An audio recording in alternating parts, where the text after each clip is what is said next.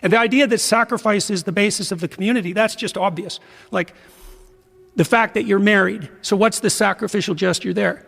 Well, all other women. That's sacrifice number one. Then it's not about you. It's also not about your wife. It's about the stability of your union across time. And it's about the stability of that union insofar as that's a reliable foundation for your children. So that's sacrificial too. You give up your whims in the present so that the future's stabilized. You give up your immaturity so that your children can thrive. That's all sacrificial gesture. And we figured that out. That's why we put the crucifix at the center of our society. Because we figured out, even though we didn't know it, we figured out that the stability of the community is predicated on the willingness of the individual to sacrifice. And the exploration in the New Testament is the limits of sacrifice, right? So do you think that that's what people think of when they think of the cross?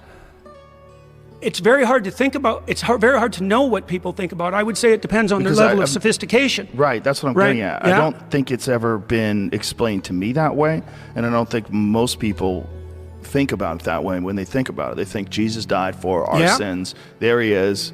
Praise Jesus. Right. It's a very formulaic, surface level understanding. Well, I think of what it's it is we're partly talking because about. it's partly, and there's a merciful element of it. And this is what Jung was referring to when he said that religion helps protect people against religious experience. The full revelation of the significance, let's say, of the imitation of Christ, which is supposed to be the foundation of Christian belief, is in fact the demand that you walk the same pathway. And that's it's the most terrifying demand, because so Jung described the Christian passion as an archetypal tragedy. Now, there was a reason for that. So you think about it this way, think about it technically. So imagine that 100 great storytellers told the most painful possible story. And then imagine that you aggregated all those stories and you distilled them into one story where all the terrible elements were present. Okay, so now you have a representation of the worst life can throw at you. Okay, so let's take that apart a bit. So the first thing that makes a tragedy tragic is that the tragedy befalls a good person. Because if a tragedy befalls a villain, it's just justice. It's not a tragedy.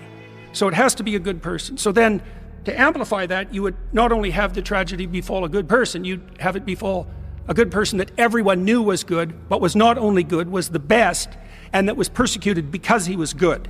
So that sort of limits it out in that direction.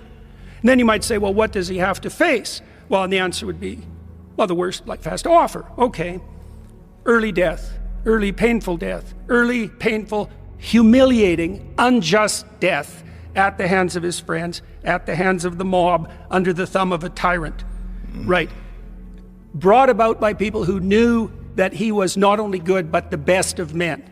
That's an archetypal tragedy. And then it doesn't limit out. So then you have the death that occurs in consequence of that, and it's voluntary acceptance. But that's not where it ends, because the mythology surrounding the crucifixion story insists that Christ harrowed hell after the crucifixion, which meant that he confronted not only death, but malevolence itself, and in consequence transcended both. And so what's the underlying psychological message? It's something like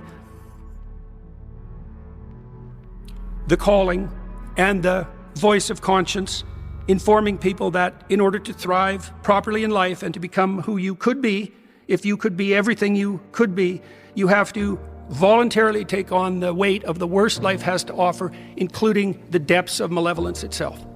And you think, well, obviously, Joe, you know this. Like, how are you going to adapt to a situation you won't even admit to?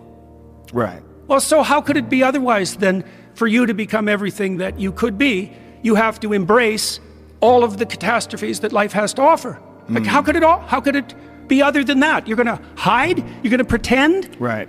How's that going to work? No one thinks that'll work. Right. And so, and you're right, there is this defensive element to particularly the Protestant religious tradition, although I don't want to single out the Protestants specifically, that insists that, the work has already been done. But there's a lot of ambivalence about that in the Christian canon, because there's an equal insistence that, no, you're supposed to take all this on voluntarily. And that not only that, it's such an interesting idea because it makes so much sense psychologically. So imagine that as your courage grows so that you can confront more and more of the horror of life, that a spirit begins to develop within you that gives you a strength that's commensurate with your daring.